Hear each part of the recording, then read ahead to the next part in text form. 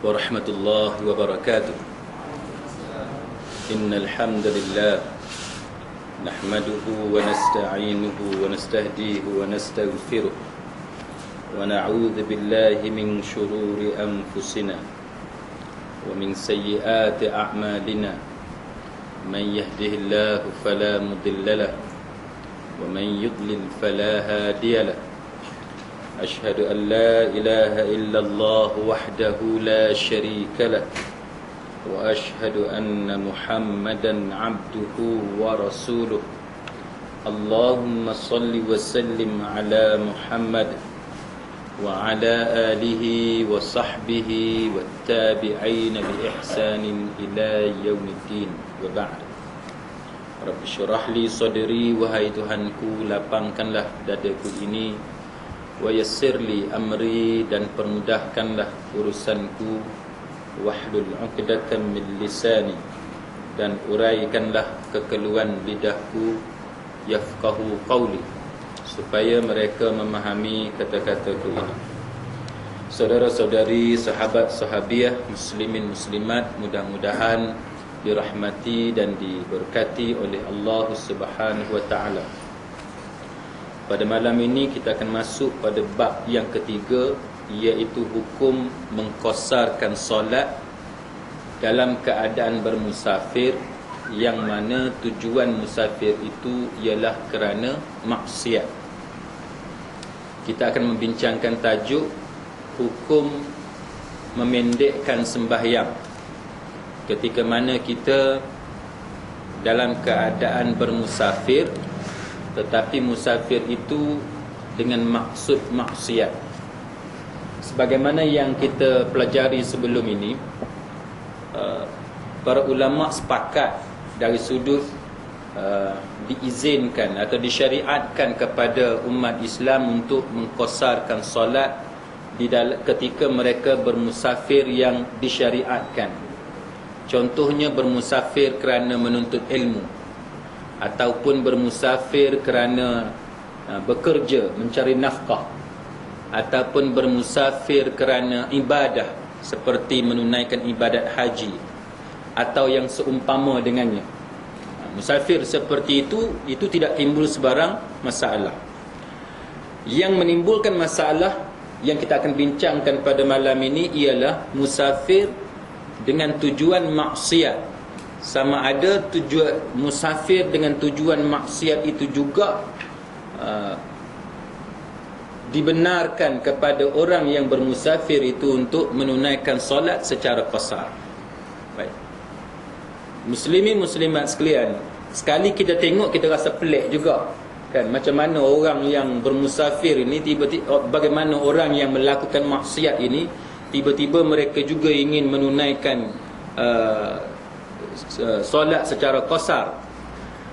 Tapi itulah realiti dia, kan? Itulah realiti dia, bahawa manusia ini walaupun dia mungkin jahat, kan, dia mungkin jahat, tetapi dia bukan jahat dalam semua benda. Dia mungkin jahat dalam satu perkara, tapi dalam perkara yang lain dia masih lagi menjaga hukum hakam agama. Maka timbullah persoalan-persoalan seperti ini.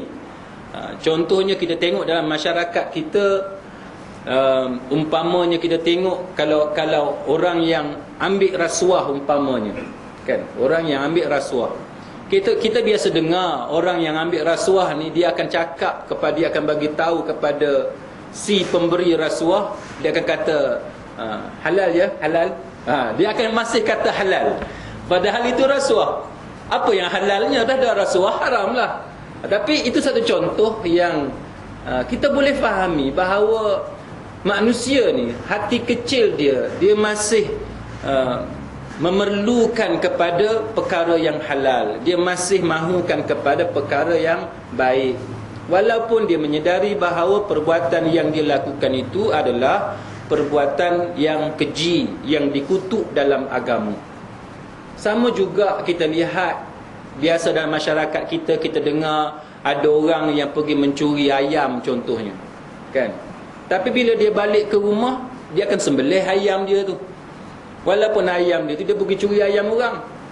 Kalau kita ikut logiknya, nak sembelih buat apa lagi? Dah ayam pun ayam haram. Tapi ialah manusia, dia tak mau dua kali haram. Dia sekali haram dengan sebab ayam orang, tapi dia tak mau makan ayam yang tidak disembelih. Begitulah manusia, realiti yang ada kepada manusia.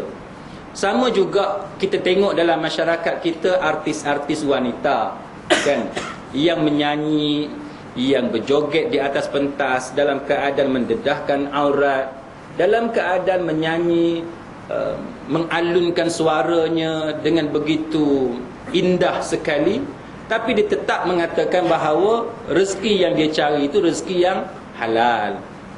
Itu satu contoh, tuan-tuan sekalian. Walaupun tidak ada seorang pun ulama yang mengatakan rezeki itu sebagai halal, para ulama sepakat mengatakan bahawa rezeki itu adalah rezeki yang haram. Tapi itu pun masih lagi adanya harapan seorang artis, walaupun dia dalam keadaan mendedahkan aurat, dia masih mengharapkan bahawa rezeki yang dia perolehi dengan cara sedemikian masih dianggap sebagai rezeki yang halal.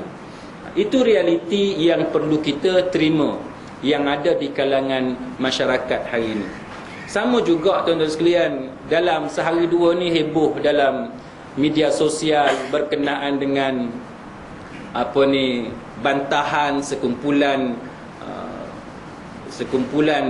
manusia dalam negara kita berkenaan dengan tindakan setengah pihak yang menjual daging babi secara terbuka kan. Dia marah, dia angkat spanduk, dia demonstrasi. Tapi yang jual nombor ekor terbuka tak apa kan, jual arak terbuka tak apa. Jadi itulah realitinya manusia ini. Dia banyak perkara yang dalam fikiran dia masih lagi dipengaruhi oleh adat-adat setempat yang kadang-kadang dia bercelaru dengan hukum hakam agama, sehingga dia tak tahu dah yang mana satu sebenarnya hakikat di dalam agama. Saudara-saudari muslimi muslimat sekalian, begitulah benda yang kita nak bincang pada malam ini berkenaan dengan hukum seseorang yang bermusafir daripada Pulau Pinang, dia nak pergi ke Kuala Lumpur umpamanya, ataupun daripada Pulau Pinang dia nak pergi ke Bangkok. Kalau dia nak pergi ke Bangkok kerana urusan perniagaan, itu tak timbul masalah kan. Dia nak pergi ke Kuala Lumpur kerana dia nak hantar anak dia menuntut ilmu di Universiti Islam Antarabangsa, tak timbul sebarang masalah. Tapi yang menjadi isu yang kita akan bincang pada malam ini ialah apabila seseorang tu dia keluar daripada rumah dia, contohnya dia keluar itu untuk dia melakukan sesuatu maksiat. Apa dia? Contohnya dia nak pergi merompak kan. Dia nak pergi merompak, tiba-tiba dia masih sayang dekat sembahyang dia lagi. Yang ni kita tak tahulah. Sebab saya pun tak pernah berkawan dengan perompak. Jadi saya tak tahu sama ada perompak ni dia masih sembahyang ke tidak. Jangan tanya saya tak tahu.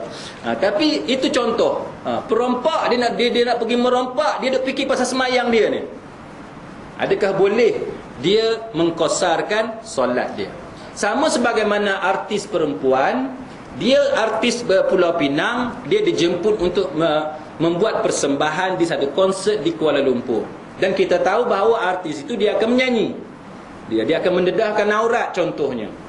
Sudah tentu bahawa perbuatan dia itu perbuatan yang diharamkan oleh syarak.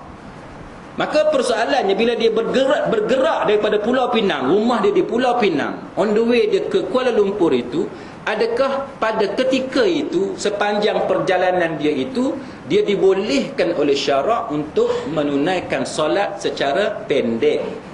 Yakni yang 4 rakaat itu dikosarkan menjadi 2 rakaat. Itu yang menjadi bahan perbincangan kita pada malam ni. Baik, muslimin muslimat sekalian, secara meringkasnya dan mudahnya para ulama terbahagi kepada 2 kelompok dalam menentukan hukum dalam isu ini. Baik, kita tengok.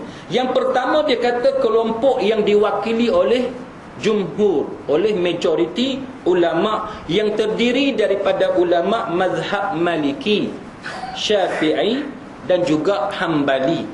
Golongan ini berpendapat tidak boleh, yakni tidak diizinkan oleh syarak untuk orang ini mengkosarkan solat dia yang mana perjalanan dia itu dengan tujuan maksiat. Maka tak boleh. Tak boleh. Seorang lawyer umpamanya, saya sebagai seorang lawyer, daripada rumah saya di Pulau Pinang, saya nak pergi ke Kuala Lumpur, dalam kepala saya nak tipu anak guam saya.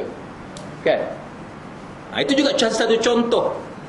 Walaupun lawyer ni satu profession yang halal, tapi bila saya nak keluar daripada rumah saya nak pergi ke Kuala Lumpur, dalam kepala saya nak memperdayakan anak guam saya, maka itu juga termasuk dalam isu yang kita bicarakan ini.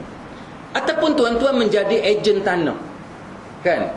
Nak jual tanah, dan tuan-tuan tahu bahawa jualan tanah itu hukum asal dia harus, kan? Hukum asal dia harus.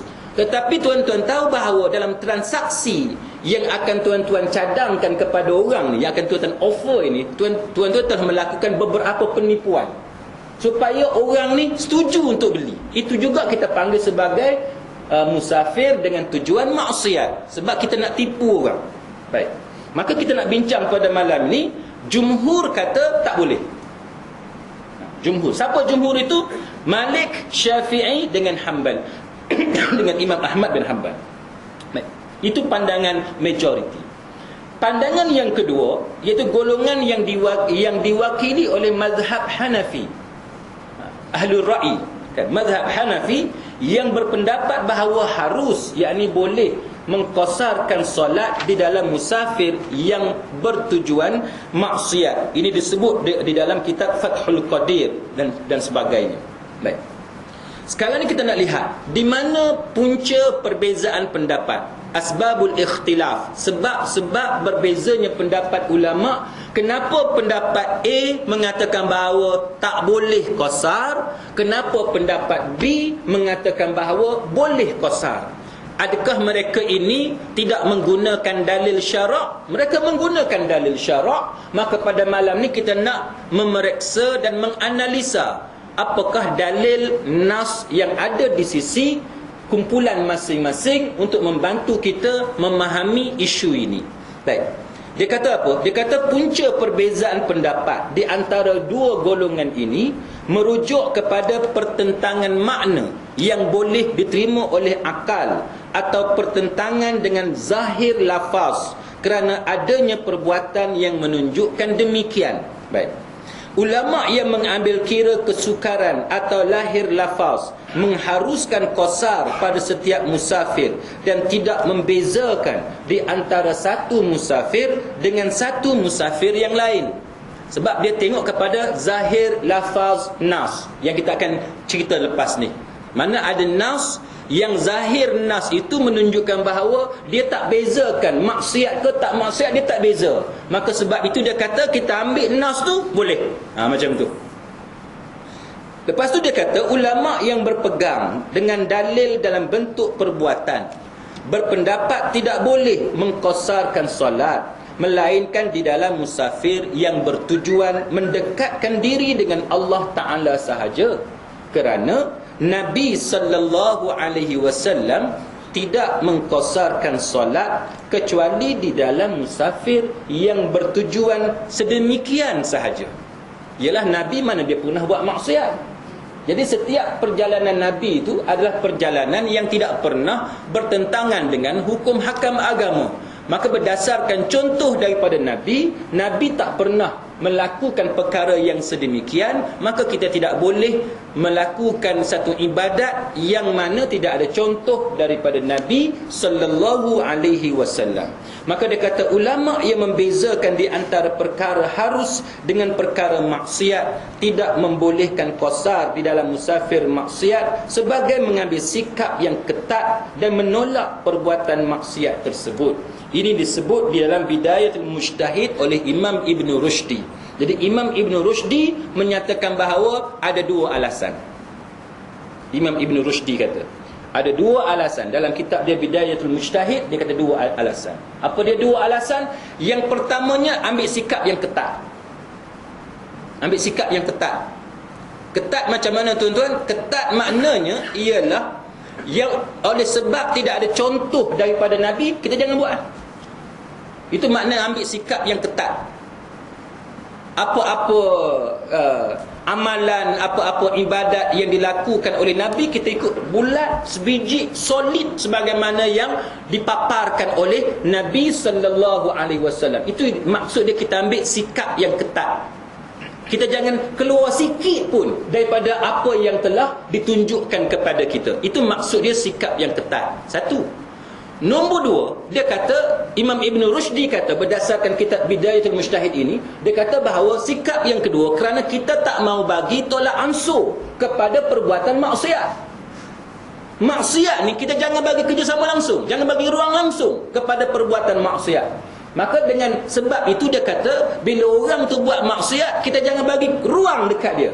Termasuklah jangan bagi ruang untuk dia untuk mengambil kemudahan ataupun rukhsah, takhfif yang diberikan oleh agama kepada orang yang melakukan ibadat solat.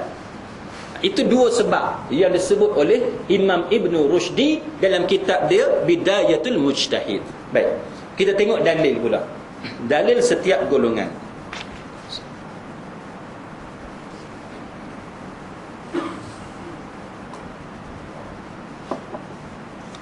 Dalil yang pertama, dalil ni kita dah ulang dua kali dah dalam kuliah kita yang lalu, tapi tak apalah, kita pergi sekali lalu. Kita tengok surah Al-Baqarah ayat 173. Bukan, ini ayat lain. Baik, ayat ni tuan-tuan sekalian, surah Baqarah ayat 173. Firman Allah Ta'ala, a'udzu billahi minasyaitonir rajim. Innama harrama alaikumul maitata waddama wa lahmal khinziri wa ma uhilla bihi li ghairillah faman itturra ghaira baghin wala adin fala ithma alaih innallaha ghafurur rahim. Maksudnya, sesungguhnya Allah Ta'ala hanya mengharamkan kepada kamu memakan, yang pertamanya bangkai, tak boleh. Yang keduanya darah. Yang ketiganya daging babi. Dan yang keempatnya binatang yang disembelih bukan kerana Allah. Maka sesiapa yang terpaksa, sedangkan dia tidak mengingininya dan tidak pula melampaui batas, dia kata, maka tidaklah dia berdosa. Sesungguhnya Allah Ta'ala itu Tuhan yang maha pengampun lagi maha mengasihani. Baik, bila tuan-tuan dengar ayat ni, agak-agaknya tang mana tu yang ada kaitan dengan benda yang kita nak bincang? Dalil golongan yang pertama yang bagi alasan bahawa rukhsah untuk mengqasarkan solat itu hanya diberi kepada orang yang melakukan musafir bukan kerana maksiat.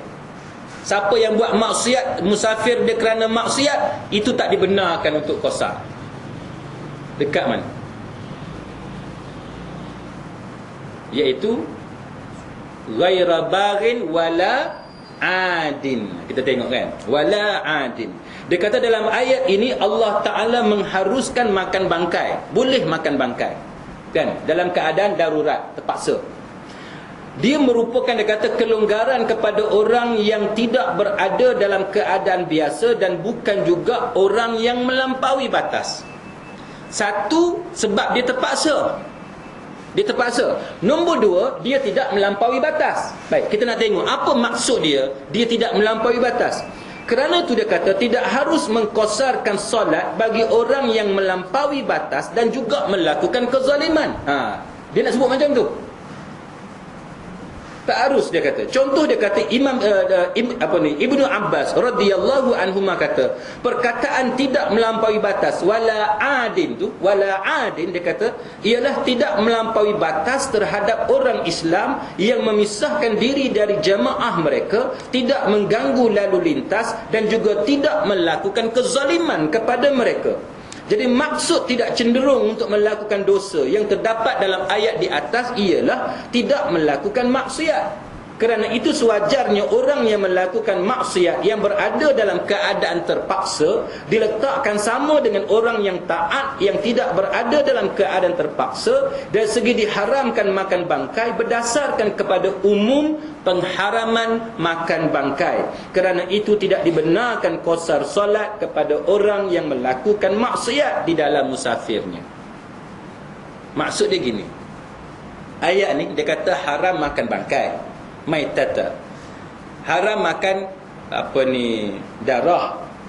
Lepas tu haram makan daging babi. Lepas tu haram makan binatang sembelihan yang bukan untuk Allah Subhanahu wa taala. Dalam keadaan ghaira baghin, dalam keadaan dia tidak cari benda tu. Ghaira baghin, dia tak cari benda tu, dia tak mengingini benda tu, wala adil, dan dia tidak melampaui batas. Maksud ghaira baghin, dia tak cari, dia tak ingin benda tu gini, maknanya dia tak redha, dia tak cari benda tu. Contoh apa dia? Contoh gini tuan-tuan sekalian, yang kita duk biasa sebut komando dalam hutan. Kan? Soalan dia sekarang ni, komando ni dia kena training. Dia kena training.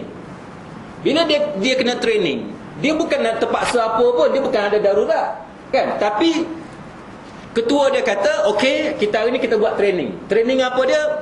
Training untuk macam mana survival hidup dalam hutan. Berapa hari? Katalah seminggu. Dia pergi campak dalam hutan tu. Kan? Makanlah apa yang ada dalam hutan. Boleh tak? Boleh tak?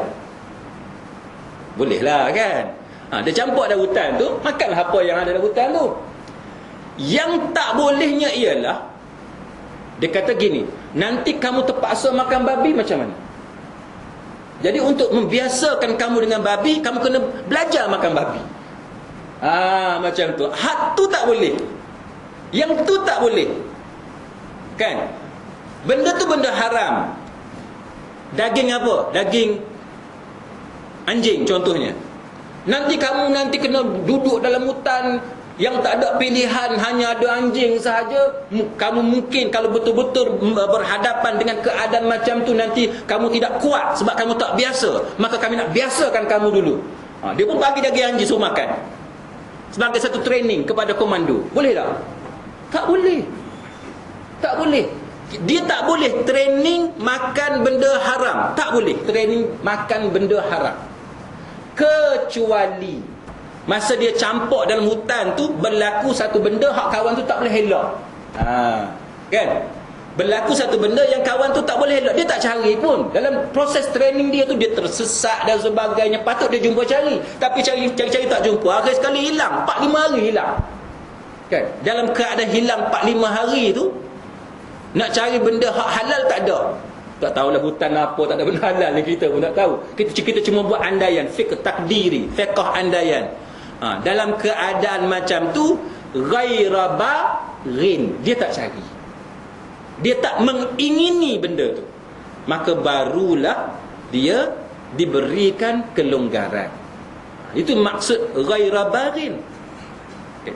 Lepas tu, selepas ghaira baghin, ayat tu kata wala adin. Dia tidak melampaui batas. Dia tidak melampaui batas. Tak melampaui batas ni maknanya dia tidak melanggar batasan ketetapan Allah Subhanahu wa taala. Kan? Maka termasuklah orang yang dia ni, kalau dia melakukan maksiat, dia dikira sebagai adil. Dia tak dikira sebagai wala adil. Wala adil ni orang yang tidak melakukan maksiat. Jadi apabila orang tu dia bermusafir dalam keadaan dia mencari benda maksiat, maka itu dikira sebagai dia melanggar batasan Allah Subhanahu wa taala. Jadi bila dia langgar ketetapan itu, maka hukum keringanan kepada dia tak diberikan kepada orang yang macam ni. Itu hujah para ulama dalam masalah ini. Baik. Yang kedua, dia kata nas yang mengharuskan qasar solat di dalam musafir berkaitan dengan musafir yang dilakukan oleh sahabat dan musafir mereka tidak diragui lagi, dia kata, adalah musafir yang harus. Tidak sabit sebarang hukum kepada orang yang bermusafir dalam bentuk yang berlainan dari musafir para sahabat itu. Ini disebut dalam kitab Al-Mughni oleh Ibnu Qudamah. Siapa yang biasa dengan mazhab Hambali, dia akan tahu bahawa teks Al-Mughni adalah antara rujukan utama dalam mazhab Hambali.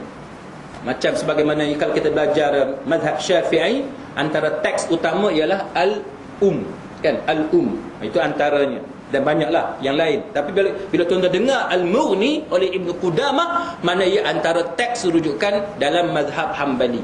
Baik, dia kata bahawa berdasarkan kepada contoh musafir perjalanan berkelananya para sahabat di muka bumi, tidak pernah ada contoh di kalangan para sahabat yang mereka ni berkelana berjalan atas muka bumi dalam keadaan untuk melakukan maksiat. Maka disebabkan tidak ada contoh daripada para sahabat yang mereka bermusafir untuk melakukan maksiat, maka di sisi Ibnu Qudamah dan kitab Al-Mughni, dia mengatakan bahawa tak boleh.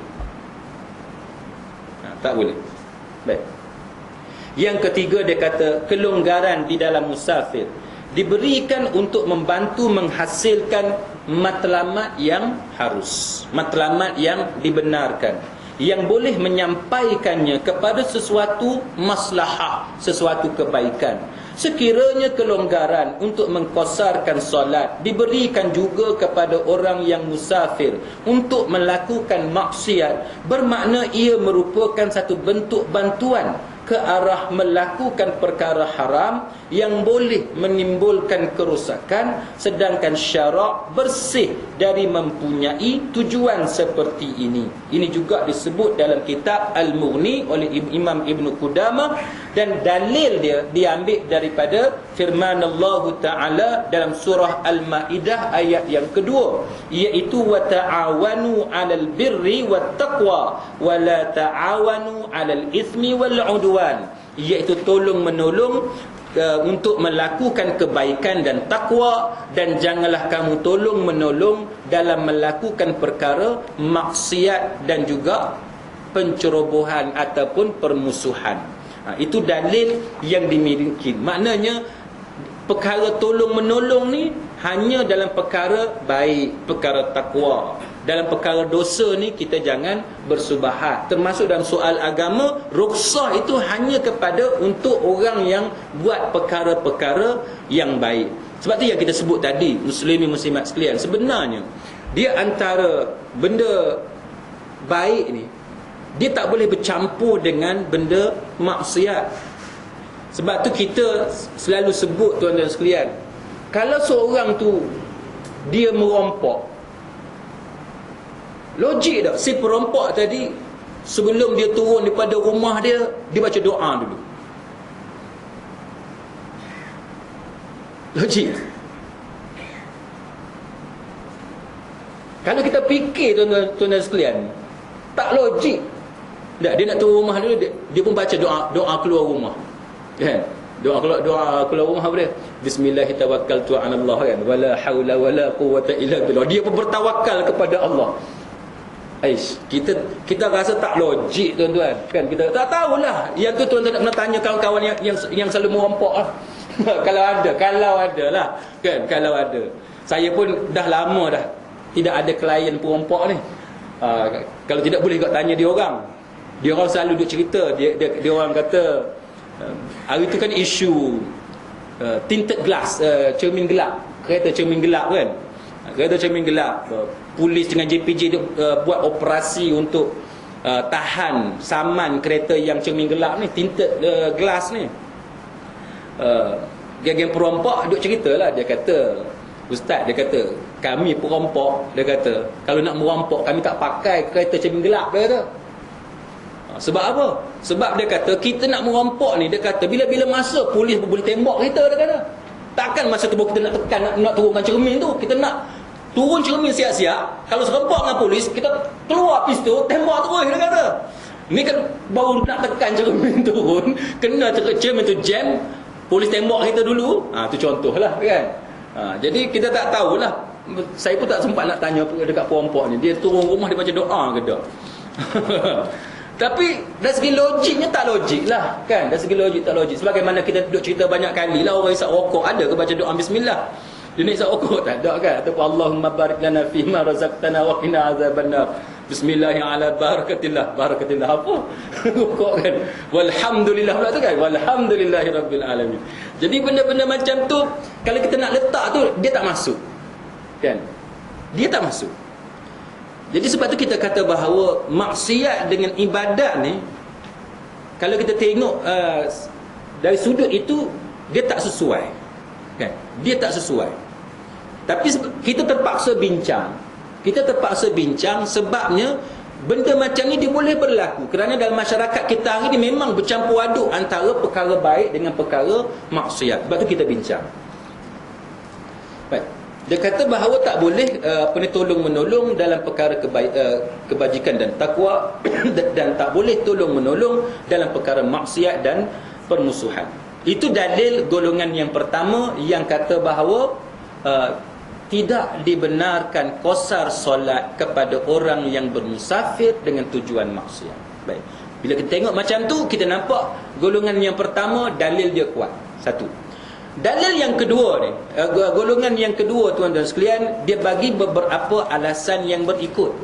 Mazhab Hanafi ni tuan-tuan sekalian, walaupun mereka digelar sebagai ahlul ra'i, tidak bermakna bahawa mereka ni tak guna Quran dan hadis. Mereka juga menggunakan Quran dan hadis. Cuma ada dalam beberapa aspek sehingga menyebabkan mereka ni lebih popular dengan gelaran ahlul ra'i.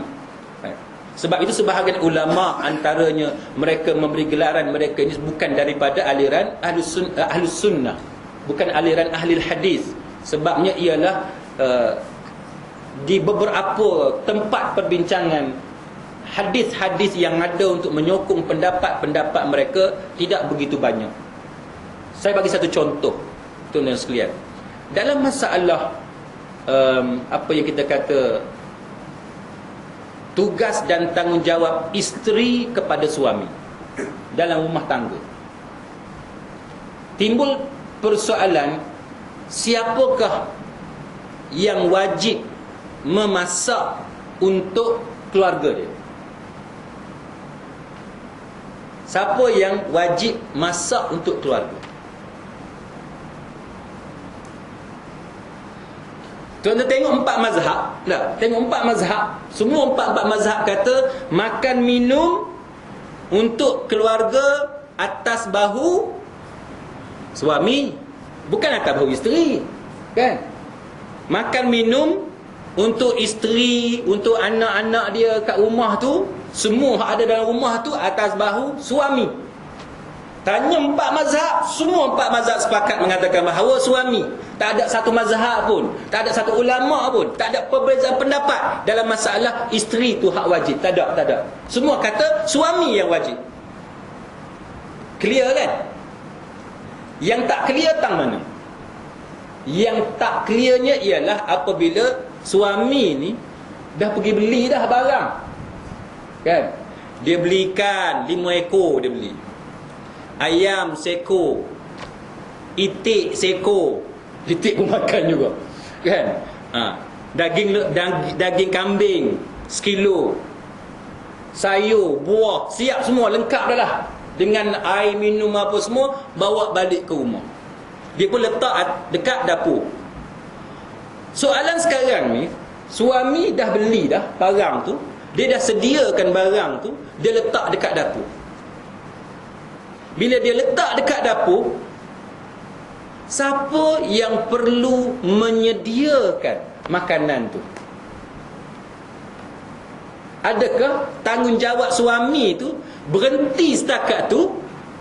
Engkau nak makan mentah, makanlah mentah. Ataupun kau nak masak, engkau masak lah, nak goreng ke ikut engkau lah.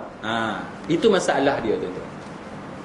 Bila dia berhenti setakat tu, muslimin muslimat sekalian, ini menimbulkan masalah. Ini menimbulkan masalah. Agak-agak tuan-tuan lah, rasa-rasa wajib kat siapa? Suami.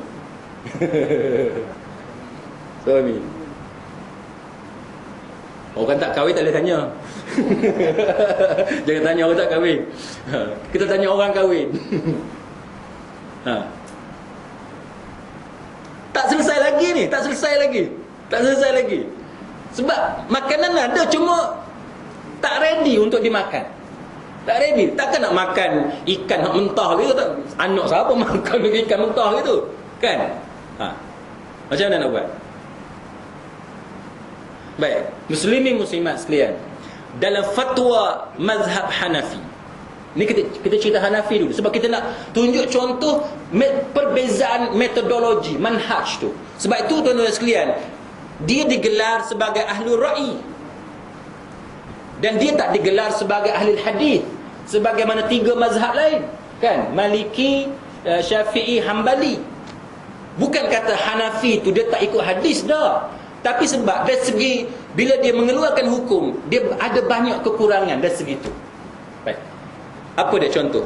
Dalam masalah ni, contohnya ialah dalam kebanyakan fatwa mazhab Hanafi, termasuk fatwa Hindiyah dan sebagainya, mereka mengatakan bahawa apa dia? Mereka mengatakan bahawa jikalau isteri enggan memasak untuk suaminya atau untuk keluarganya, isteri itu tidak dikira berdosa dan tidak dikira derhaka, tidak dikira nusyus, sebab bukan tugas isteri untuk memasak bagi keluarga dia, kerana menyediakan makan minum yang tersedia untuk dimakan adalah tugas suami. Jadi orang perempuan kalau nak seronok kena masuk mazhab Hanafi. Kalau nak seronok, dia kahwin, dia relax atas kursi sofa, dia buka TV, abang masak. Dia kata abang masak, dia kata kalau abang nak suruh saya masak, saya tak mau masak. Kalau abang tak mau masak, jom kita keluar. Kita pergi beli makanan kat luar, ataupun abang pergi cari bibit mana-mana, suruh bibit tu masak. Itu mazhab Hanafi. Baik, sekarang kita tengok fatwa yang menjadikan sunnah tu sebagai rujukan, kan? Fatwa yang menjadikan sunnah tu sebagai rujukan, antaranya fatwa bin Bas dan sebagainya, Utsaimin dan lain-lain. Baik, kita tengok. Bila tuan-tuan tengok aliran ni, dia menggunakan cara yang sama. Cara yang macam mana? Iaitu mereka melihat amalan para sahabat, mereka melihat amalan isteri-isteri Nabi, mereka melihat amalan Nabi itu sebagai panduan. Itu sebagai panduan. Contohnya apa yang berlaku, yang tuan-tuan biasa dengar, biasa baca, antaranya apabila Fatimah radhiyallahu anha, anak perempuan kepada Nabi kita Muhammad sallallahu alaihi wasallam, mengadu kepada ayahnya, kepada baginda, tentang kesusahan hidupnya dengan Ali radhiyallahu anhu. Kan? Ali seorang yang susah, Fatimah juga seorang yang susah, maka Fatimah mengadu kepada Nabi kita Muhammad sallallahu alaihi wasallam. Apa keputusan Nabi? Ali kekal melakukan kerja-kerja luar rumah, Fatimah kekal melakukan kerja-kerja dalam rumah, termasuk menggiling tepung, menyediakan makanan, masak untuk keluarga dia. Maka fatwa bin Bas dan sebagainya, dia kata bahawa kita ambil dalil daripada situ untuk mengatakan bahawa tugas dan tanggungjawab memasak tu, cari makanan, tetap suami. Bila keluar je daripada rumah untuk cari makanan, tugas suami, bukan tugas isteri. Suami selesai tugas dia bila makanan tu dah masuk dalam rumah, untuk isteri masak. Selesai tugas dia, maka isterilah yang akan memasak untuk keluarga dia. Walau bagaimanapun tuan-tuan sekalian, itu satu contoh yang saya nak tunjuk kepada tuan-tuan, perbezaan manhaj, kan? Perbezaan manhaj. Tapi walaupun begitu, oleh kerana tidak ada dalil yang kuat untuk kata bahawa masak ni wajib ke atas isteri, bin Bas dan sebagainya tetap mengatakan bahawa dia masih tertakluk kepada uruf masyarakat tu. Uruf masyarakat. Uruf masyarakat macam mana? Kan? Kebiasaan hidup masyarakat tu macam mana? Maka dia akan mengikut uruf masyarakat tersebut. Katalah dalam masyarakat itu suami isteri ni saling bantu-membantu di dapur, maka hendaklah suami dan isteri tadi meneruskan uruf tersebut. Ataupun jikalau isteri tadi anak orang kaya, dia tak pernah sentuh dapur tu, dia tak tahu nak pulas ke mana dapur, sebab daripada kecil tak pernah dia masak, maka bila suami tu ambil isteri yang macam tu, dia wajib kekalkan keadaan itu. Dia tak boleh bebankan isteri dia yang tak pandai masak, sebab isteri dia daripada kecil dah ada pembantu rumah. Maka wajib ke atas suami menyediakan pembantu rumah untuk menolong isteri dia memasak. Itu contoh, tuan-tuan sekalian. Baik, kita tengok dalil golongan mazhab Hanafi ni, tuan-tuan. Dia kata apa? Dia kata bahawa boleh mengqasarkan solat ketika musafir dengan tujuan maksiat. Yang pertama dalil dia apa? Ini dalil yang kita duk baca 2-3 kali dah dalam kuliah kita yang lalu, iaitu dalam dalam surah An-Nisa ayat 101, A'udzubillahi minasyaitonir rajim, wa idza darabtum fil ardi falaysa 'alaikum junahun an taqsuru minas salah. Dia kata, iaitu dan apabila kamu musafir di muka bumi, maka kamu tidaklah berdosa mengqasarkan sembahyang. Itu yang kita cerita masa mukaddimah tadi, iaitu mazhab ini dia ambil zahir nas. Zahir nas tu dia tak sebut bila kamu bermusafir di muka bumi yang halal saja, yang harus saja. Tak, dia tak sebut. Dia hanya sebut bila kamu berjalan, berkelana di atas muka bumi. Macam tu je. Tanpa menyebut hukum apa, tujuan apa, dia tak sebut. Maka itu antara cara mazhab Hanafi dia mengeluarkan hukum ini. Dia kata Ibnu Abbas radhiyallahu anhuma pernah menyatakan Allah Subhanahu wa taala memfardukan solat ke atas lisan Nabi kamu ketika berada di kampung halaman sebanyak 4 rakaat dan ketika bermusafir sebanyak 2 rakaat. Ini disebut ini dipetik daripada syarah Muslim oleh Al-Imam An-Nawawi rahimahullahu taala. Jadi dia kata bahawa hadis ni juga bila dia kata duduk kat rumah 4 rakaat, bermusafir 2 rakaat, dia ada cerita tak musafir tu tujuan dia harus ke haram? Tak ada. Tak ada. Maka dia kata oleh sebab itu kita berpegang kepada zahir nas. Zahir nas kata macam tu lah. Kenapa kita nak pandai-pandai tokok tambah pula? Itu alasan dia. Dia kata hadis ini muncul dalam bentuk yang umum dan tidak terikat dengan musafir untuk ketaatan ataupun maksiat. Dia tak cerita untuk taat ke untuk maksiat, dia tak cerita. Kerana itu dia kekal dalam bentuknya yang umum. Tambahan ikatan dengan syarat orang yang musafir itu tidak bertujuan maksiat adalah batal, sebagaimana yang disebut dalam kitab Al-Inayah dan juga dalam Ahkamul Quran oleh Al-Jassas. Al-Jassas dia ada satu tafsir yang disebut sebagai Ahkamul Quran. Dia kata bahawa tambahan riwayat yang dikaitkan dengan Ibnu Abbas radhiyallahu anhuma bahawa sembahyang 2 rakaat yang ada tambahan syarat orang musafir itu tidak bertujuan maksiat, itu terbatal. Ini tidak sahih. Dia kata kerana khabar ahad tidak boleh menasahkan Al-Quran yang sabit secara qat'i. Dan disebut bahawa kalau ada sekalipun riwayat tu kata macam tu sekalipun, dia tak boleh mengkhususkan memberi syarat tambahan kepada ayat Quran yang bersifat mutawatir. Macam tu. Okey, boleh ya? Okey. Lepas tu yang kedua, dia kata pada asalnya musafir bukanlah satu perkara maksiat. Sebaliknya maksiat berlaku setelah atau semasa musafir tu berlaku. Faham tak? Dia nak cerita musafir tu sendiri bukan maksiat. Musafir tu apa dia? Berjalan lah kan? Berjalan. Sama ada jalan kaki ke, naik kapal terbang ke, naik kereta ke, apa yang maksiat itu bukan maksiat. Maksiat ni benda yang berlaku semasa perjalanan tu, dia kata. Kan? Benda yang berlaku pada masa perjalanan tu. Bukan perjalanan tu yang maksiat, tapi benda yang ada dalam perjalanan tu. Contohnya apa dia? Tuan-tuan bermusafir, bawa girlfriend contohnya. Na'udzubillah, tak ada bawa girlfriend kan. Tapi contohlah kita kata, bawa girlfriend. Perjalanan tu tidak maksiat. Yang maksiat ni pasal bawa girlfriend, itu yang maksiat. Itu yang dia maksudkan tu. Ataupun masa dalam perjalanan naik kapal terbang. Naik kapal terbang tu tidak maksiat, tapi yang engkau pergi minum alkohol dalam kapal terbang, itu yang maksiat.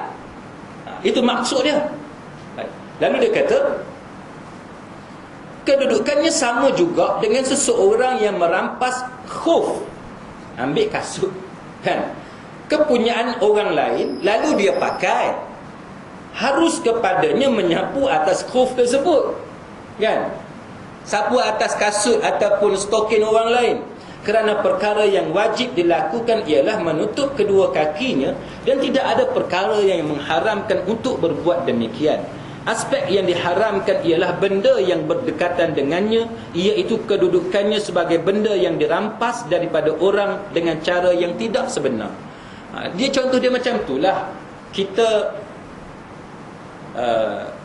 curi kasut, kita pakai selipar, kan, kita pakai selipar. Tak tahulah ada tak contoh ni, saya agak lah, kan, saya agak lah. Tuan-tuan dah pakai selipar, pergi musafir dengan kawan-kawan. Kawan-kawan dia sunnah belaka, kan, kita tengok dia orang duduk sapu khuf. Kita pun rasa ketinggalan, kita seorang duduk basuh kaki ni, kan, kita pun nak tunjuk yang kita pun sunnah juga, kan. Kita pun pergi curi kasut dekat supermarket. Tak ada contoh ni duk rasa. Tapi nak cerita dari segi hukum, nak cerita dari segi hukum. Sebab dia bagi contoh ni, punya otak tak berapa cerdik ni, dia pergi curi kasut, kan, dekat kedai. Dia pun pakai. Bila dia pakai kasut tu, kan, dalam perjalanan tu, boleh tak dia sapu khuf? Itu analogi, kias yang dia buat tu. Kasut tu haram ke? Kasut tu haram. Adakah sapu khuf tu dibenarkan kepada orang yang memakai khuf yang haram, yang curi? Maka dia kata di sini, dia kata bahawa dibenarkan. Dia buat analogi di situ. Dia kata, sebab yang diharamkan itu ialah benda tadi, tidak ada kaitan dengan perbuatan sapu khuf. Baik. Yang ketiga dia kata qiyas musafir, yang melakukan maksiat ke atas musafir yang melakukan ketaatan, kerana kedua-duanya berada di dalam musafir, sebagaimana yang dinyatakan oleh Ibnu Qudamah, kerana dia, yakni orang yang musafir yang melakukan maksiat adalah juga orang musafir, kerana itu diharuskan kepadanya mengambil kelonggaran untuk mengqasarkan solatnya, sebagaimana juga orang musafir yang melakukan ketaatan.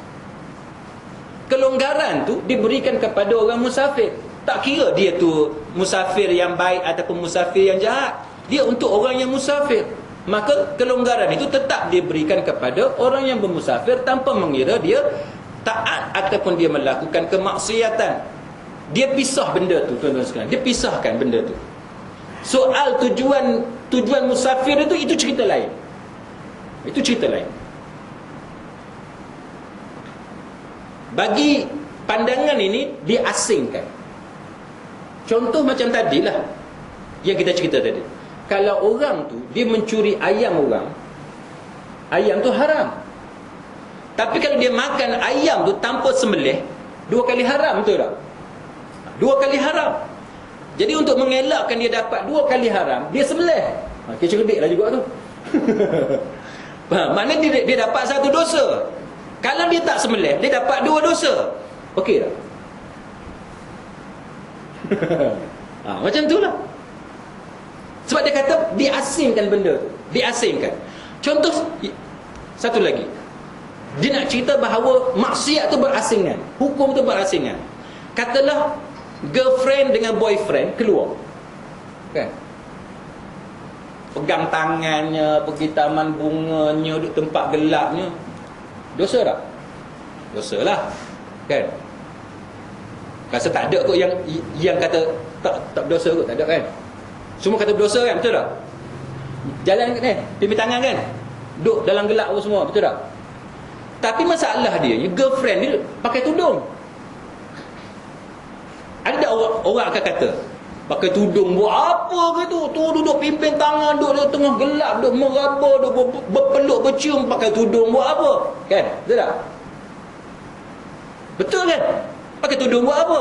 Yang tu maksiat tu. Pakai tudung ni sebab kita nak cari keredaan Allah Ta'ala. Tapi kalau dia buka tudung, dia dapat satu lagi dosa. Betul tak? Jadi baik dia pakai tudung. Pening. Dari segi logik, yes. Dari segi logik betul. Maknanya dia hanya dapat dosa khalwat. Dosa tutup aurat. Dia dapat pahala sebab dia masih tutup aurat dia. Tapi dari segi tujuan ketaatan tu tak ada lah. Tujuan kita tutup aurat apa semua ni nak jaga kesucian kita, kehormatan kita, maruah kita, dapat pahala di sisi Allah. Tiba-tiba ya kita pergi buat dosa tu, buat apa? Tu contoh. Itu antara sebab perbincangan ini, dia cara dia olah tu, tuan-tuan sekalian. Kemudian dia kata yang keempat, setiap solat yang harus dikosarkan kepada 2 rakaat sama sahaja sama ada dia dikerjakan oleh orang yang melakukan maksiat dengan orang yang melakukan ketaatan, seperti juga solat Jumaat dan juga solat subuh. Dia buat contoh itu dalam kitab Al-Hawi oleh Mawardi. Dia kata bahawa sama sebagaimana orang yang semayang Jumaat dengan semayang subuh. Maknanya dia semayang subuh tapi dia buat maksiat. Dia semayang Jumaat tapi dia buat maksiat. Macam mana? Untuk semayang Jumaat dia dapat pahala lah. Untuk semayang subuh dia dapat pahala lah. Kan? Tapi yang maksiat tu benda yang berasingan. Jadi dia nak cerita kepada kita ni, yang maksiat tu benda asing. Kalau dia buat maksiat, dia dapat dosa untuk maksiat yang dia buat. Tidak ada kaitan dengan pensyariatan soal sembahyang tadi. Dia tidak ada kaitan. Itu maksud dia. Baik. Yang kelima, dia kata seseorang memulakan musafir untuk melakukan ketaatan seperti menunaikan fardu haji atau jihad, kemudian menukarkan musafirnya itu menjadi maksiat kerana usahanya untuk melakukan kerosakan dalam musafirnya itu, orang ini tetap harus diberi kelonggaran sebagaimana yang diberikan kepada orang yang bermusafir dengan tujuan ketaatan. Begitu juga jika dia melakukan musafirnya sebagai satu maksiat daripada awal lagi. Ini juga disebut dalam Al-Hawi oleh Mawardi. Saya tak tahulah ada orang buat kerja lagu ni. Tapi itu contoh yang dia bagilah. Asalnya nak pergi haji, tiba-tiba tengah jalan tak ayah, baik aku merompak dah ke? Tak tahulah ada dah. Saya rasa tak ada kan. Tapi ini fiqh takdiri, fiqh andaian. Dia buat andaian. Katalah orang tu asalnya nak buat haji. Tengah-tengah jalan dia kata, biar dululah tahun depan lah. Ada peluang nak merompak ni. Kan? Bila ada peluang merompak, dia pergi merompak dulu. Dia cancel pergi haji, dia merompak dulu. Ini fiqh takdiri, fiqh andaian. Dan segi logiknya, yalah mungkin ada lah, tapi setahu kita tak pernah berlaku lagi lah. Tapi itu contoh andaian yang dibuat. Yang keenam, dia kata qiyas ke atas tayammum. Apabila diharuskan kepada orang yang melakukan maksiat bertayamum di dalam musafirnya, menurut ijma' ulama, begitu jugalah diharuskan kepadanya mengqasarkan solat. Juga dalam kitab Al-Hawi, dia kata bahawa kalau orang tu dia nak buat maksiat tapi dia nak semayang, masa tu musim sejuk sangat. Sekarang ni pun dah orang duduk cakap kan, di beberapa negeri ni dah 17 Celsius kan. Tuan-tuan pun kena siap ni. Lagi Pulau Pinang pula 10 Celsius ke ataupun minus 10 ke. Okay, lagi tuan-tuan boleh main snow kat luar kan. Tuan-tuan nak belajar sledging, boleh belajar dengan saya lah. Nak sledging macam mana, nak turun bukit macam mana kan. Tak tahu lah, wallahu a'lam. Orang duk cerita paksi bumi berubah lah, tu kita tak tahu lah betul setakat mana tuan-tuan. Okay, lagi negara kita ada 4 musim, seronok dah juga kan. Katalah dia nak pergi merompak. Bila dia nak pergi merompak, tiba-tiba masa tu musim sejuk kan, dia nak semayang. Itu yang kita cerita tadi. Kita tak tahulah ada tak perompak yang semayang ni, sebab itu bukan kawan kita. Kita buat andaian, katalah ada ni perompak, dia semayang. Dia kata kita nak merampok ke apa ni? Dia kata kan. Dia cek. Dia kata pukul 7. Mana dan semayang subuh dulu. Subuh masuk pukul 6.10 contohnya. 6 suku. Baik. Dia pun bila dia nak ambil semayang pukul 6 suku tu, tengok cuaca sejuk sangat. Drop, turun jadi kosong. Kan? Sejuk ni macam mana nak ambil semayang? Saya dah try dah tuan-tuan. Hari tu saja tak ambil tayamum.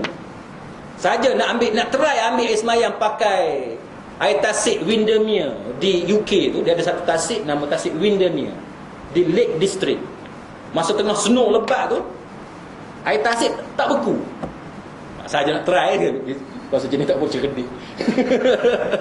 Bahasa jenis tak berapa cerdik. Pasal apa? Nak tahu yang kata hukum tayamum ni setakat mana dia bagi kemudahan dekat kita. Kita nak rasa sendiri kan? Nak rasa sendiri. Itu yang kata tak berapa cerdik tu. Test lah ni. Basuh muka. Ya Allah tuan-tuan. Rasa kerah muka-muka ni. Kerah muka-muka ni. Bila kita basuh muka, dia kena dekat telinga kan? Ya Allah tuan-tuan. Pedih telinga ni. Sakit telinga. Kerah rasa telinga ni. Telinga aku ada kedok. Dia pegang lagu ni. Ada kedok telinga aku. Lepas tu kata nak cancel ke nak try lagi? Apa try lagi? Ambil basuh tangan pula. Ya Allah tuan-tuan. Tuhan je lah tahu. Tuhan je lah tahu. Lepas tu dengan rambut dengan kaki. Habis tu. Tuhan je lah tahu. Kan? Mana seksanya. Seksa nak perhabis. Padahal tak ambil sunat. Hak wajib je. Seksa tuan-tuan sekalian. Seksa. Macam tu lah. Jadi katalah perompak tu, kalau dia nak ambil air semayang, pakai air semayang, seksa lah kan? Maka dia pun bertayamum. Soalan sekarang ni, adakah perompak yang nak keluar bermusafir untuk merompak tu, adakah dia dibenarkan bertayamum? Maka itu kiasan yang dibuat oleh mazhab Hanafi untuk mengatakan bahawa boleh. Itu, dia kata boleh. Baik, perbahasan dalil. Saya kependek, panjang juga cerita ni.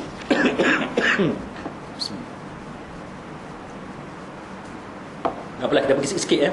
Dia kata perbahasan dalil. Yang pertama dia kata dia nak compare, banding antara dua dalil ni. Dia nak banding. Dia kata yang pertamanya dalam surah An-Nisa yang kita baca tadi, ghaira baghin wala adin. Tadi kan, dia tak cari dan dia tak melampaui batas. Dia kata perkataan ghaira baghin itu membawa maksud bukan sengaja cari benda tu. Bukan sengaja cari benda tu, dia kata yang tak perlu dia makan. Manakala perkataan ghairul adin pula membawa maksud bukan sengaja berbuat demikian selepas memenuhi keperluan dia. Contoh macam ni, makan daging babi halal apabila kita tidak ada pilihan, kan? Tuan-tuan duduk di satu tempat, nak makan benda lain tak boleh. Daun pokok pun tak boleh, air sungai pun tak boleh. Yang ada daging babi satu tu je yang boleh, kan? Daging babi satu tu je. Maka untuk dia cerita ghaira adin, tidak melampaui batas ni, ialah kita makan daging babi tu bukan kerana kita sengaja nak memenuhi benda kita nak tu. Maksudnya gini, tuan-tuan makan dah daging babi, dah kenyang dah. Sedawa dia, rasa sedap pula daging babi ni, makan pula tambah. Tambah pula. Itu maksud dia, tak melampaui batas. Keharusan makan daging babi setakat untuk kita hidup. Satu untuk kita hidup. Tapi hidup semata-mata tak boleh. Sebab apa? Sebab tuan-tuan nak kena berjalan keluar daripada tempat yang sesat tu kan. Katalah padang pasir ke, hutan ke, gunung ganang tak. Sekadar untuk hidup, tapi nak berjalan, nak panjat, tak kuat. Maka tuan-tuan kena makan lagi daging babi tu. Sedap ke tak sedap ke, kena makan lagi. Supaya sampai tahap bila kita makan tu, kita bertenaga, kita kuat untuk angkat badan kita ni, nak panjat dan sebagainya, ataupun nak berlari dan lain-lain. Maka makan sampai kita rasa melepasi tahap darurat. Melepasi tahap darurat. Bila dah melepasi tahap darurat, sampai lepas tahap darurat tu, kena stop. Itu maksud dia, wala adin tu, kena stop. Sebab bila kita, katalah contoh kita dah kenyang, dah bertenaga, dah segar dah badan kita, kita rasa sedap daging babi ni rupanya. Dah kita panggang, sedap pula. Jadi kita pun makan lagi. Bila hak makan lagi tu yang kata haram, yang kata melampaui batas. Itu maksud dia. Maka dia kata bukan sengaja buat macam tu. Jadi orang yang bermusafir tadi, dia sengaja pergi buat maksiat. Bila dia sengaja buat maksiat, yang tu yang tak boleh. Itu alasan pihaknya. Maka dia kata ayat itu umum merangkumi dua perkara, iaitu maksiat dan juga makan benda yang tak perlu. Dua benda tu. Maksiat satu, yang kedua benda hak tak perlu. Jadi maksiat, katalah orang tu bermusafir, perlu ke dia buat maksiat tu? Tak perlu. Bila tak perlu, maka hukum tu tak terpakai kepada dia. Yang kedua, dia kata tidak melakukan maksiat lebih hampir kepada maksud kepada makan lebih daripada keperluan. Yang ni pun saya dah cerita dah. Baik. Yang kedua, dia kata berdalilkan kepada firman Allah Ta'ala, tidak cenderung untuk melakukan dosa tidak diterima kerana maksud sebenarnya ialah tidak mengambil lebih daripada apa yang melebihi daripada keperluan. Maknanya ialah macam yang kita sebut tadi juga, iaitu wala adin, tak boleh lebih daripada keperluan. Maknanya kita nak buat satu dosa tu, buat setakat mana yang patut je. Tak boleh lebih daripada hak patut. Yang ketiga, dia kata berhubung dengan nas yang menjelaskan musafir yang ada kaitan dengan sahabat tadi. Dia kata iaitu musafir yang harus, boleh dijawab sebenarnya pengajaran diambil berdasarkan kepada lafaz yang umum dan bukannya berdasarkan kepada sebab yang khusus dan sebagainya. Yang keempat, dia kata kelonggaran syariat untuk membantu mencapai maksud yang harus dan bukannya untuk menolong kita buat maksiat. Baik. Yang lain tu saya rasa tuan-tuan boleh baca sendiri tu, sebab kita dah sejam dah.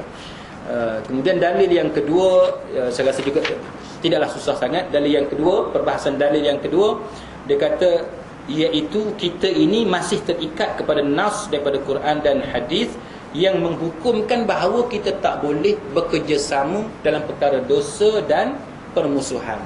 Mana bila benda tu bab dosa, jangan subhat. Kita jangan terlibat. Sikit pun jangan terlibat. Maka sebab itu hukum syarak pun dia tak mau terlibat dengan benda-benda yang macam ni. Maka kelonggaran itu tidak diberikan kepada golongan yang buat maksiat. Yang kedua juga, dia kata berhubung dengan alasan musafir itu sendiri bukannya maksiat, boleh dijawab bahawa musafir maksiat itu sendiri sebenarnya boleh dianggap sebagai maksiat, dia kata. Kerana pergerakan musafir yang bertujuan maksiat wajar dikenakan hukuman yang setimpal. Maknanya kalau orang tu dia berjalan dan perjalanan dia tu untuk buat satu benda maksiat, itu sendiri dikira sebagai maksiat. Kata seorang perampok, tuan-tuan kan, dia keluar daripada rumah dia dah merampok ke belum? Belum kan? Dia belum merampok, tapi dia keluar rumah tu untuk merampok. Boleh tak polis tahan dia, ambil tindakan terhadap dia? Boleh tak? Boleh. Kalau ada korinah yang kuat. Kalau ada korinah yang kuat, apa dia korinah yang kuat? Ada senjata.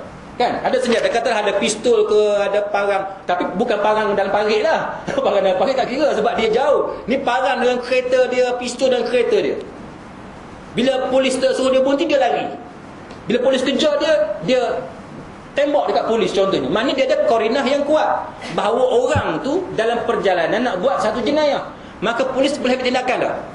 Boleh ambil tindakan. Walaupun dia belum lagi buat maksiat, iaitu belum lagi merampok.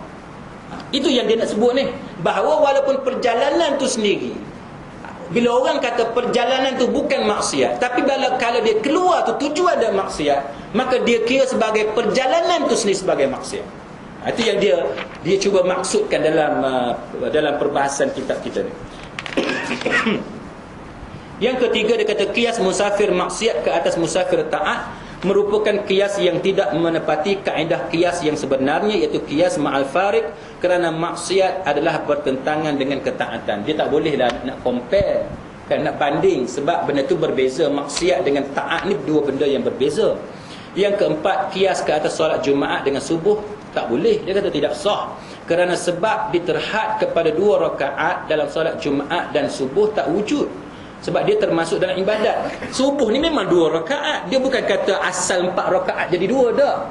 Jumaat pun lagu tu juga. Jumaat dia bukannya zuhur 4 jadi 2 dah. Dia Jumaat tu Jumaat lah. Maka sebab tu dia kata bahawa tak boleh nak kias dalam masalah Jumaat dengan subuh.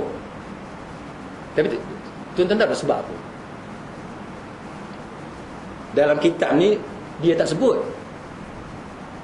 Dalam kitab ni dia memang tak sebut. Tapi tuan-tuan tahu sebab.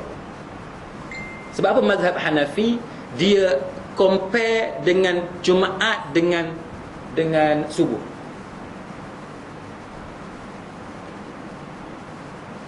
Tahu? Tak. Sebabnya, cuba tuan-tuan tengok asal sembahyang ni berapa rakaat. Asal sembahyang berapa rakaat. Majoriti fuqaha mengatakan sembahyang ni asalnya 2 rakaat. Asalnya 2 rakaat, kemudian daripada 2 tu hak jadi 4, jadi 3. Kan?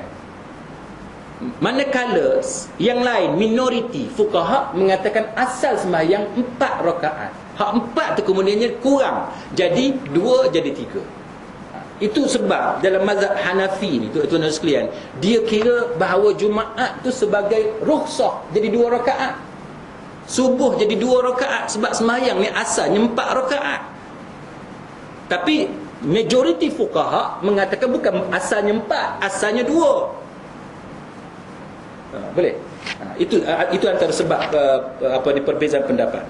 Yang kelima, berhubung dengan pendapat yang mengatakan jika seorang musafir itu memulakan musafir yang harus, kemudian menukarkan menjadi musafir maksiat, diharuskan kepadanya mengqasarkan solat. Boleh dijawab perkara tersebut tidak disepakati oleh para ulama.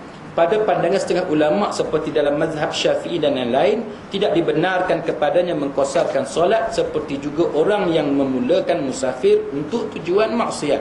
Dia kata tak boleh lah, tak boleh. Yang keenam, qiyas ke atas tayamum juga dia kata merupakan qiyas yang tidak menepati kaedah qiyas yang sebenarnya, kerana tayamum termasuk dalam kelonggaran yang diwajibkan yang tidak diberi pilihan kepada orang mukallaf mengambil atau meninggalkannya. Bahkan jika dia meninggalkannya, dia dikira melakukan maksiat. Sebaliknya, qasar solat termasuk ke dalam kelonggaran yang diharuskan kepada seseorang mukallaf membuat pilihan sama ada melakukannya atau meninggalkannya. Sekiranya dia meninggalkannya, dia dikira sebagai dia tidak dikira melakukan maksiat. Dia kata tak boleh nak kias antara musafir maksiat ini dengan dalam masalah tayammum, dia kata. Baik, pandangan yang terpilih.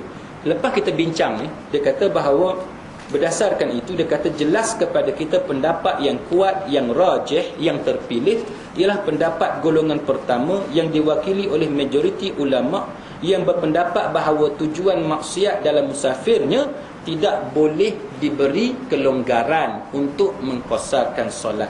Tak boleh, dia kata. Jika kelonggaran dibenarkan, diharuskan kerana sesuatu sebab, dan sebab itu pula ditolak oleh syarak, sebab itu sebenarnya menduduki tempat benda yang tidak wujud. Apabila musafir maksiat menghalang keharusan menunaikan solat khauf disebabkan maksiat yang terdapat di dalamnya, bermakna musafir maksiat juga menjadi faktor penghalang kepada keharusan mengqasarkan solat. Jadi itu kesimpulan dia. Maka dia buat kesimpulan kepada kita, lepas kita banding-banding ni, dia kata bahawa yang rajih, yang kuatnya, lepas kita tengok dalil-dalil itu, dia kata yang paling kuatnya ialah dalil yang kata tak boleh qasar kalau musafir kita tujuan dia ialah maksiat. Jadi kita berhenti setakat tu. Kalau tuan-tuan ada soalan.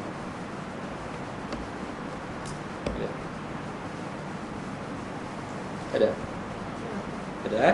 Baik, kalau tidak ada, kita berhenti setakat itu. Moga-moga apa yang kita bincang ini ada manfaat di sisi Allah Subhanahu wa taala. Subhanakallahumma wa bihamdik, asyhadu an la ilaha illa anta, astaghfiruka wa ada. Ya. Apa ni, tolong ambil Ustaz? Boleh tak? Tolong ambil.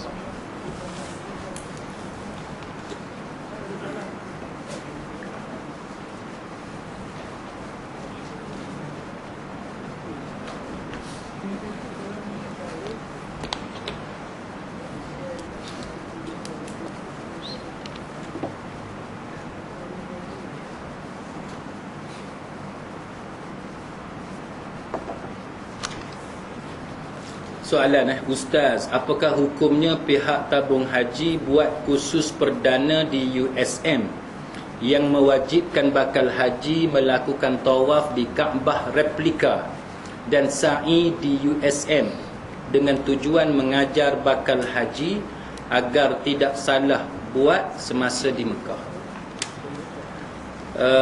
Wallahu alam. Saya susah nak jawab. Bukan susah nak jawab apa tuan-tuan, sebab pandangan yang saya pakai ni mungkin tak sama dengan tuan-tuan. Kalau tuan-tuan tengok fatwa Lajnah Daimah apa semua ni, mereka kata haram lah. Mereka kata haram. Alasan mereka kata haram sebab dia kata tak boleh kita buat replika apa semua ni. Tapi bila saya tengok kepada dalil dan sebagainya, saya dapati tidak ada satu dalil. Ini pendapat peribadi, saya hanya nak share dengan tuan-tuan. Saya nak share. Tapi saya dah bagi tahu awal, fatwa Lajnah Daimah apa semua kata tak boleh lah. Semua kata tak boleh. Baik. Cuma saya nak share pendapat peribadi saya. Sebab kita belajar agama ni tuan-tuan, kita tak boleh ikut buta tuli, kan? Kita tengok, kita nilai, kan? Bila kita nak kata haram, sebab apa haram? Sebab apa haram? Bila saya teliti dalam apa ni, dalam fatwa tu, antaranya sebab buat replika replika Kaabah. Buat replika Kaabah. Saya masih sampai sekarang saya masih tak boleh nak faham kenapa buat replika Kaabah tu sebagai haram. Satu. Yang kedua, dia kata tak boleh sebab kita tawaf mengelilingi replika, tak boleh. Itu pun saya masih tak boleh faham. Kenapa tak boleh kita mengelilingi Kaabah replika? Saya ambil satu contoh kepada tuan-tuan. Tuan-tuan nak ajar satu orang semayang, kan? Cara yang paling tepat ajar orang semayang ialah suruh dia ikut kita lah. Itu cara yang paling tepat. Tapi dia akan ada terjadi beberapa kemungkinan. Contohnya cara dia semayang tu salah, kan? Kita pun nampak benda tu berlaku. Bila kita nampak benda tu berlaku, cara yang paling baik macam mana kita nak buat?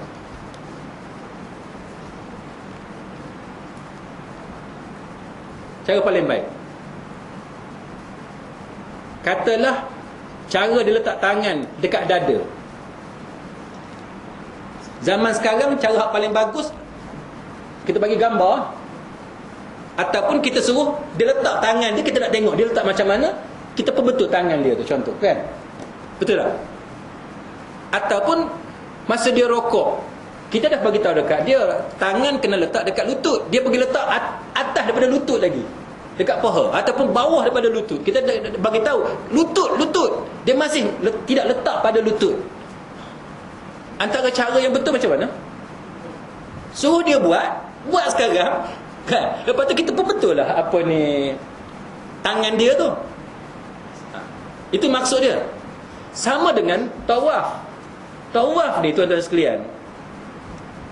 Tapi dia ada masalah gini. Sebabnya kita dalam mazhab Syafi'i ni tuan-tuan, di Malaysia ni, dia kata bahu ni tak boleh lari. Tak boleh lari langsung daripada Kaabah. Jadi dia nak suruh kita kerah macam tu, jalan kerah macam tu, make sure bahu ni sentiasa menghadap ke arah Kaabah. Sedangkan kalau tuan-tuan pergi ke di Mekah, cara mereka mengajar ibadat haji di Mekah, dia tak seketat kita di Malaysia ni.